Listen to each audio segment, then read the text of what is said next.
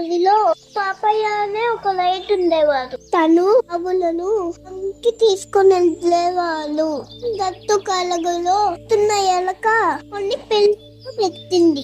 ఆ పిల్లలు ఒక రోజు పొలంలో గడ్డి మేస్తూ ఆవును చూసాయి. పెద్ద ఆవును చూసి ఎంతో పరిగెత్తుకొని వెళ్ళి తల్లికి చెప్పాయి. అక్కడే ఉన్న మరో ఎలుక నాకంటే పెద్ద జంతువా అని ప్రశ్నించింది. చాలా పెద్దది అని ఎలక చెప్పింది.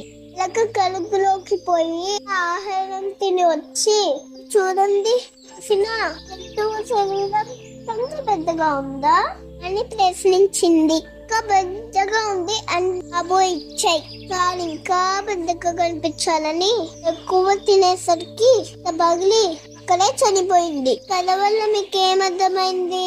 తాహతకు మించి అయిపోకూడదు.